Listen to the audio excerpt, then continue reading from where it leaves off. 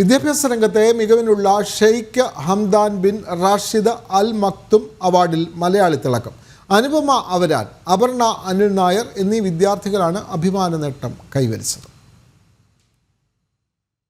വിദ്യാഭ്യാസ മികവിന് UAE നൽകുന്ന ഏറ്റവും മികച്ച പുരസ്കാരങ്ങളിൽ ഒന്നാണ് Sheikh Hamdan bin Rashid Al Maktoum Foundation award.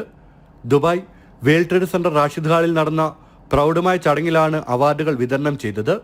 പുരസ്കാരദാന ചടങ്ങിൽ കോഴിക്കോട് സ്വദേശിനി അനുപമ അവരാൻ കുന്നത്ത് പടിഞ്ഞാറുതേലിന്റെ പേര് മുഴങ്ങിയപ്പോൾ അതൊരു പുതിയ ചരിത്രം കൂടിയായി.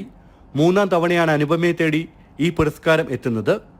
ഷാർജ ജെംസ് മില്ലേനിയം സ്കൂളിലെ +2 വിദ്യാർത്ഥിനിയാണ് അനുപമ. പാഠ്യേതര മേഖലയിലെ മികവ് കൂടി പരിഗണിച്ചാണ് അനുപമയ്ക്ക് പുരസ്കാരം. നേരത്തെ 2 തവണ Sharjah award for education excellence പുരസ്കാരം നേടിയിട്ടുണ്ട് അനുപമ. ഇതോടെ ഷാർജ ദുബായ് ഭരണകൂടങ്ങൾ ഏർപ്പെടുത്തിയ വിദ്യാഭ്യാസ പുരസ്കാരങ്ങൾ 5 തവണ നേടിയ വിദ്യാർത്ഥിനിയായി അനുപമ മാറി. In this surreal moment, I would like to extend my deepest gratitude to the Almighty first, and then to the rulers of this wonderful nation who give so much of importance to students who are expats in this country. Al Ain Indian സ്കൂളിലെ 12ാം class വിദ്യാർത്ഥിനിയാണ് അപർണ അനിൽ നായർ.